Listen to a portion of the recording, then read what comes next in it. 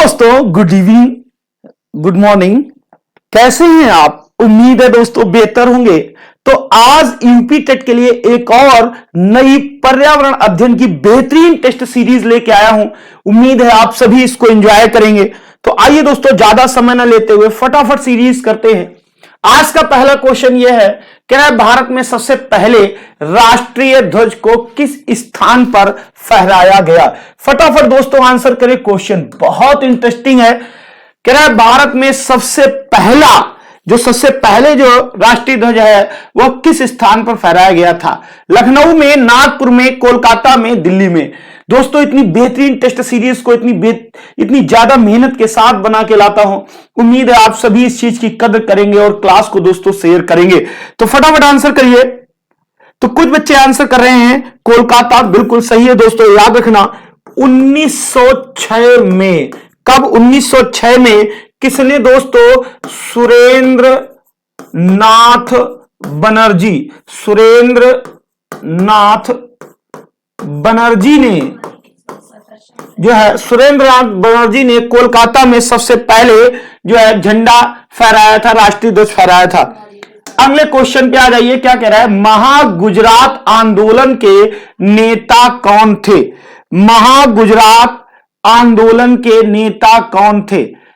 सरदार पोल, इंदुलाल याग्निक, सब्जी भाई कोरत या बिनू भाई पोल? फटाफट आंसर करें। महागुजरात आंदोलन के नेता कौन थे? तो यहां पर दोस्तों ध्यान देना, फटाफट पहले आंसर कर लीजिए। यहां पर दोस्तों ध्यान देना, आंसर क्या होगा? इंदुलाल याग्निक महागुजरात आंदोलन के नेता थे। इन्होंने 1956 में, ध्यान देना दोस्तों, 1956 ईस्वी की बात है, बॉम्बे प्रांत और गुजराती प्रांत में भाषी क्षेत्र जो है, यानी कि जो बॉम्बे प्रांत था और गुजरात प्रांत था, दोनों की भाषाएं अलग अलग थी। इसी वजह से बॉम्बे से गुजरात को अलग करने के लिए यह महागुजरात आंदोलन हुआ था। ठीक है, जिसके कारण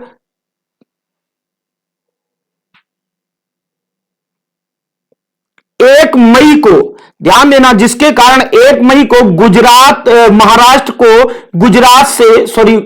को महाराष्ट्र से अलग कर दिया गया। ठीक है ना, गुजरात को किससे अलग किया गया था? महाराष्ट्र से अलग किया गया था। अगला क्वेश्चन, महात्मा गांधी की पत्रिका हरिजन किन भाषाओं में प्रकाशित होती थी?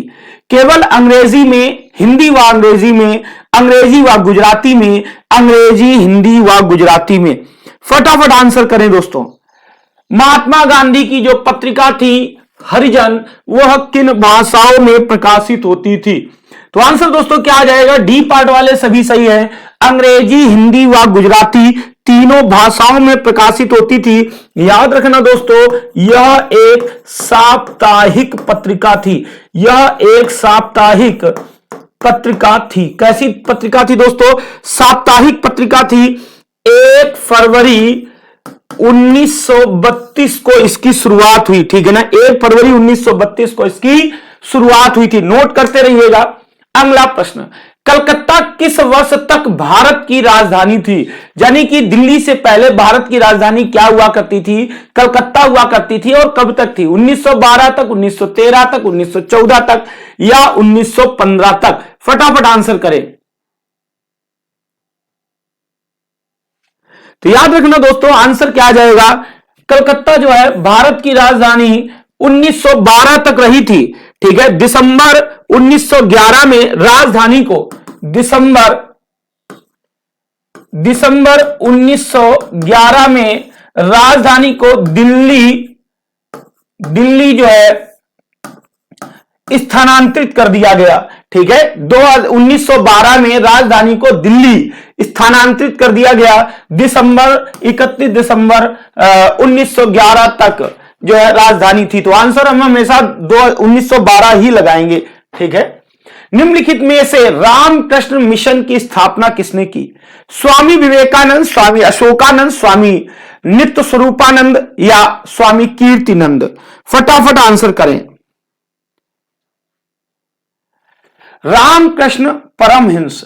तो रामकृष्ण मिशन की जो स्थापना हुई थी, तो यह रामकृष्ण मिशन नाम क्यों पड़ा? रामकृष्ण परमहंस के नाम पर। तो याद रखना दोस्तों, रामकृष्ण परमहंस के शिष्य थे स्वामी विवेकानंद। आंसर क्या आ जाएगा? स्वामी विवेकानंद। इन्होंने 1 मई 1897 को, कब दोस्तों? 1 मई 1897 को, ठीक है, पश्चिम बंगाल के बेलूर मठ में। कहां पर दोस्तों? पश्चिम बंगाल के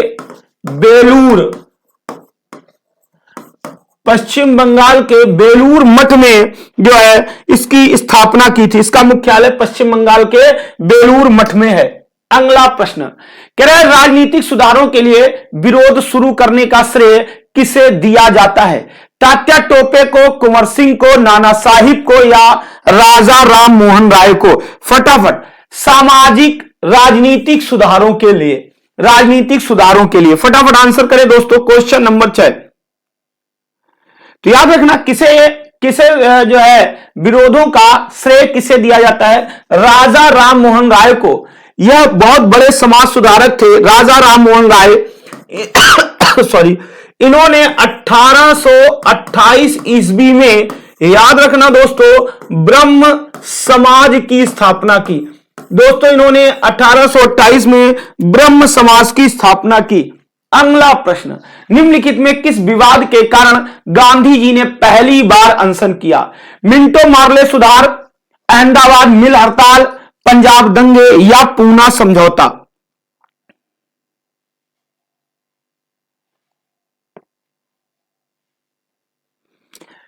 तो याद रखना दोस्तों, क्या कह रहा है कि गांधी जी ने पहली बार अनशन किसके लिए किया था? तो अहमदाबाद मिल हड़ताल के लिए किया था।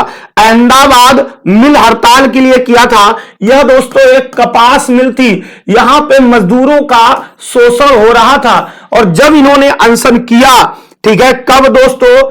मार्च 1918 में, ठीक है, जब इन्होंने अनशन किया तो दोस्तों याद रखना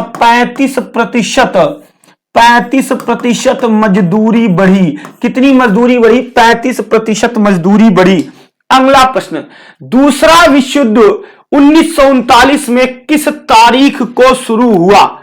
1 अगस्त, 1 सितंबर, 1 अक्टूबर, 1 नवंबर? जल्दी से आंसर करें।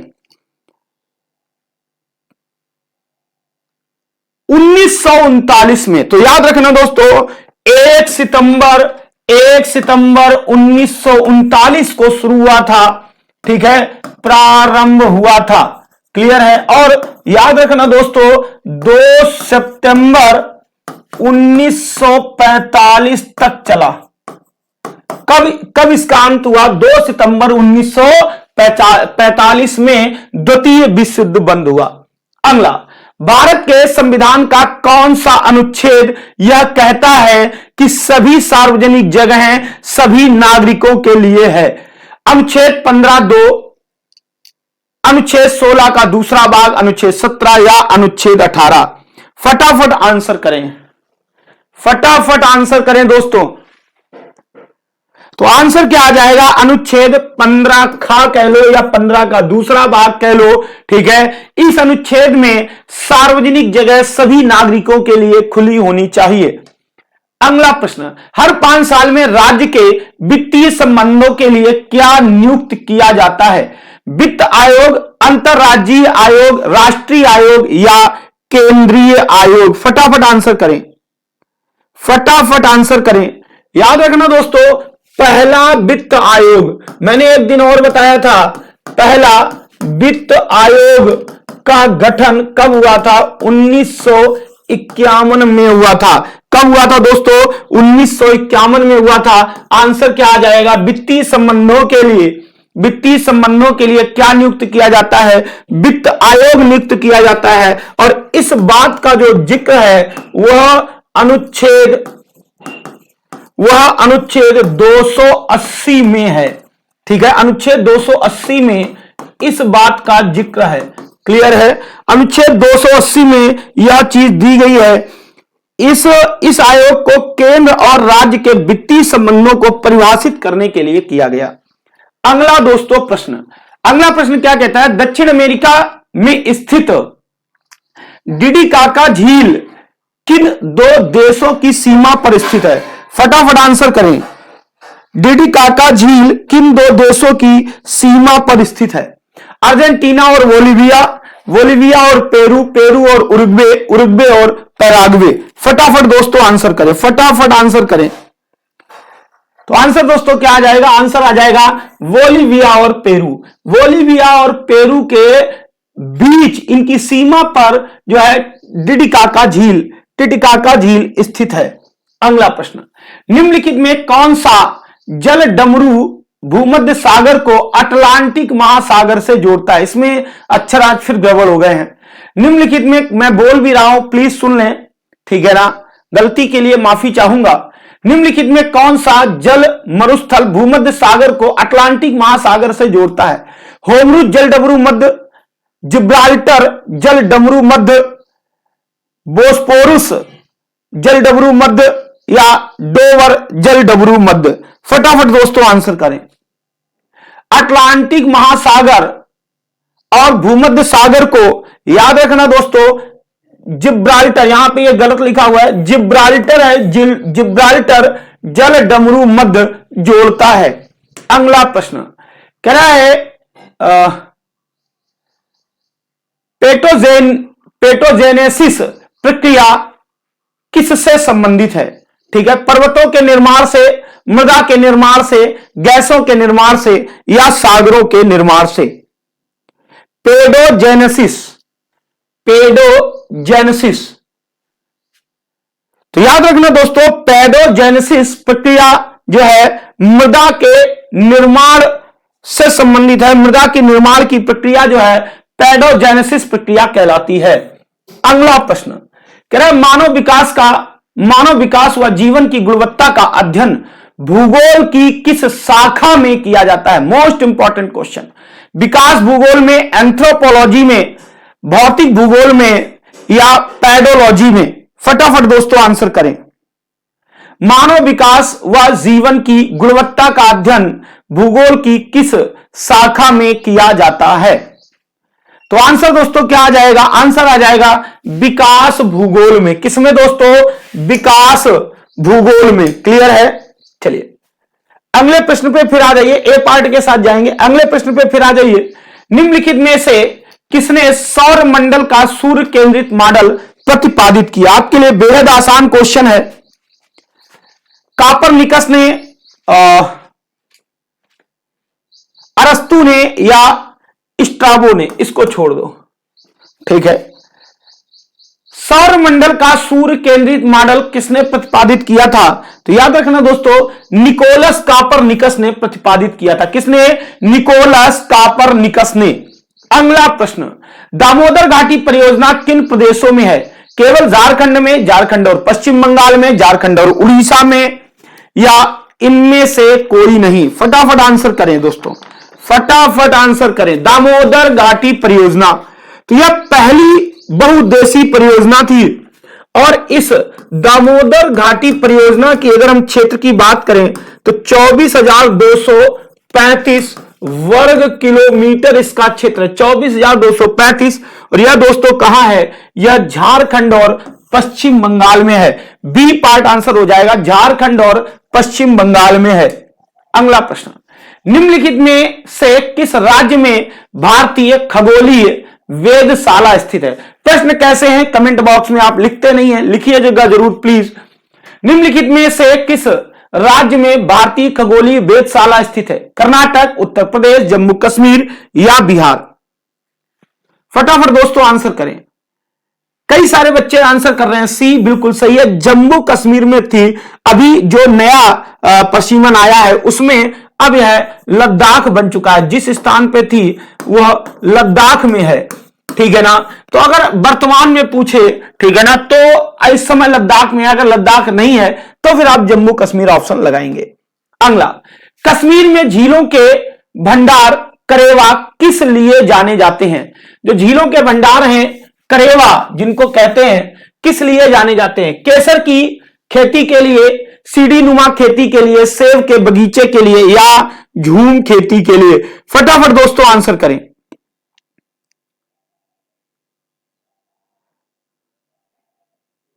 तो याद रखना दोस्तों, किसकी खेती के लिए? केसर की खेती के लिए। अगर आप इनकी मुख्य फसलों की बात करो, इनकी मुख्य किस्में कौन कौन सी हैं, किस्में यानी कि मुख्य वैरायटी कौन कौन सी है, तो याद रखना दोस्तों, लच्छा, मोगरा, ठीक है, लच्छा है, मोगरा है, जारदा है, ये क्या है? ये इनकी मुख्य वैरायटी है। अगले प्रश्न पे आ जाइए। क्षेत्रफल के आधार पर भारत का सबसे बड़ा भौगोलिक हिस्सा कौन सा है? हिमालय पर्वत श्रृंखला, थार मरुस्थल, दक्कन पठार या उत्तर भारत के विशाल मैदान? फटाफट दोस्तों आंसर करें। क्षेत्रफल के आधार पर भारत का सबसे बड़ा भौगोलिक हिस्सा, याद रखना दोस्तों, दक्कन का पठार है। दक्कन के पठार में 8 राज्य आते हैं भारत के। दक्कन के पठार में 8 राज्य आते हैं भारत के। अगला प्रश्न, मध्य प्रदेश में गांधी सागर बांध किस नदी पर स्थित है? नर्मदा, चंबल, सोन, ताप्ती? फटाफट दोस्तों आंसर करें। मध्य प्रदेश में गांधी सागर बांध किस नदी पर स्थित है? तो कई सारे बच्चे आंसर क्या दे रहे हैं? बी पार्ट, चंबल नदी पर। चंबल नदी सही हो जाएगा, चंबल नदी पर है यह दोस्तों, याद रखना। 1960 ईस्वी में बनकर तैयार हुआ, बनकर तैयार हुआ। क्लियर है? 1960 ईस्वी में बनकर तैयार हुआ। प्रकृति में सबसे सशक्त बल है? वैद्युत बल, गुरुत्वीय बल, नाभिकीय बल या चुंबकीय बल? फटाफट दोस्तों आंसर करें। प्रकृति में सबसे सशक्त बल है, आंसर दोस्तों क्या आ जाएगा? आंसर आ जाएगा नाभिकीय बल। सबसे सशक्त बल दोस्तों क्या है? नाभिकीय बल है। सी पार्ट के साथ जाएंगे। अगला प्रश्न क्या कह रहा है? प्रकाश ऑक्सीकरण प्रक्रिया शुरू की जाती है प्रकाश द्वारा, ऊष्मा द्वारा, ऑक्सीजन द्वारा या उत्प्रेरक के द्वारा? प्रकाश ऑक्सीकरण, तो दोस्तों याद रखना, जो प्रकाश ऑक्सीकरण प्रक्रिया है, बहुत इंपॉर्टेंट क्वेश्चन है ये। प्रकाश ऑक्सीकरण प्रक्रिया जो है वह प्रकाश द्वारा शुरू की जाती। किसके द्वारा दोस्तों? प्रकाश द्वारा शुरू की जाती है। अगला प्रश्न, आकाश किस कारण से नीला होता है? सूर्य के प्रकाश का परावर्तन, सूर्य के प्रकाश का अपवर्तन, वायुमंडल में सूर्य के प्रकाश के लघुत्तर तरंग दैर्घ्य का प्रकीर्णन या वायुमंडल में सूर्य के प्रकाश के दीर्घतर तरंग दैर्घ्य का प्रकीर्णन? फटाफट आंसर करें। नीला क्यों दिखाई देता है? तो दोस्तों बिल्कुल सही है, सी पार्ट हो जाएगा। वायुमंडल में सूर्य के प्रकाश के लघुत्तर तरंग, लघु वाला याद रखना, लघुत्तर तरंग दैर्घ्य का प्रकीर्णन। क्लियर है? अगला प्रश्न, निम्नलिखित में कौन ऊष्मा का सबसे कम चालक है? चांदी, तांबा, सीसा, पारा? तो याद रखना दोस्तों, चांदी सबसे ज्यादा है। चांदी सबसे ज्यादा है।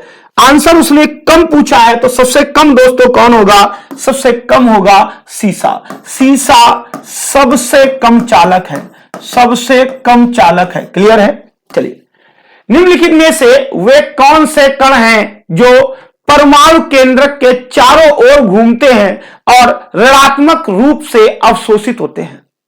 इलेक्ट्रॉन, प्रोटॉन, पॉजिट्रॉन या न्यूट्रॉन? फटाफट आंसर करें। परमाणु केंद्रक के चारों ओर घूमते हैं और ऋणात्मक रूप से अवशोषित होते हैं, तो याद रखना दोस्तों, यह प्रक्रिया किनमें है? इलेक्ट्रॉन में है। किनमें है?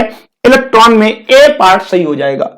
अगला प्रश्न, निम्नलिखित में कौन से पौधे मांसाहारी हैं? यूट्रिकुलेरिया, नेफेंथिस और डायोनिया?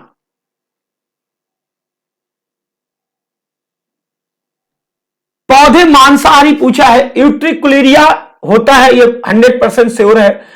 नेपेंथेस होता है, ये तो कई बार आपको पढ़ाया गया है। तो दोस्तों आंसर ये डायनोमिया भी होता है, डायनोमिया भी होता है। आंसर दोस्तों क्या आ जाएगा? 1, 2 व 3। अगला प्रश्न, यहां पे ध्यान दीजिए, देखिए लिखा है जहां मिट्टी में नाइट्रोजन की कमी, मैंने आपको कई बार बताया जहां मिट्टी में नाइट्रोजन की कमी होती है, ठीक है, और नाइट्रोजन खराब होती है, वहां पर मांसभक्षी पौधे पाए जाते हैं, यानी कि इनको कीट बच्ची कह लो या मांसभक्षी कह लो। अगला प्रश्न, वृक्ष की आयु वर्षों में निर्धारित की जाती है, इसके भार के द्वारा, इसकी ऊंचाई के द्वारा, इसमें वार्षिक वलयों की संख्या के आधार पर, इसकी जड़ों की लंबाई पर। फटाफट आंसर करें। वृक्ष की आयु वर्षों में निर्धारित की जाती है, तो याद रखना दोस्तों, इसमें जो वार्षिक वलय होते हैं, वलयों की संख्या के आधार पर। क्लियर है? चलिए, निम्नलिखित मसालों में से कौन सी एक पुष्प कलिका होती है? जीरा, लौंग, काली मिर्च, हल्दी। तो आपने जीरा भी देखा होगा, जीरा पुष्प के जैसा नहीं दिखता, काली मिर्च नहीं दिखती, हल्दी नहीं दिखती। लौंग जो है, लौंग पुष्प के तरीके रहती है, पुष्प कलिका होती है, ठीक है ना। हाँ, वही सूख जाती है तो लौंग बन जाती है। आंसर जाएगा दोस्तों बी पार्ट। अगला, तालाब का रेशम या जल का रेशम निम्न में किसे कहते हैं? स्पाइरोगायरा, इलोथ्रिक्स या क्लैमिडोनोमास या म्यूकर। फटाफट आंसर करें। रेशम, तालाब का रेशम या जल का रेशम दोस्तों स्पाइरोगायरा को कहते हैं। किसको कहते हैं? ए पार्ट के साथ जाएंगे, स्पाइरोगायरा को कहते हैं। अगला प्रश्न, प्रकाश संश्लेषण के द्वारा हरे पौधे क्या पैदा करते हैं? कार्बनिक द्रव्य, अकार्बनिक द्रव्य, खनिज या पोषक तत्व। सभी बच्चे फटाफट आंसर करें। कार्बनिक द्रव्य, अकार्बनिक द्रव्य, खनिज या पोषक तत्व। तो दोस्तों प्रकाश संश्लेषण से यह कार्बनिक द्रव्य पैदा करते हैं। ए पार्ट सही हो जाएगा। तो आज की दोस्तों प्रश्नों की श्रृंखला कैसी लगी कमेंट बॉक्स में जरूर लिखिए। जय हिंद, वंदे मातरम। मिलते हैं कल फिर एक नई टेस्ट सीरीज में। तब तक के लिए आप अपना ख्याल रखिए। धन्यवाद।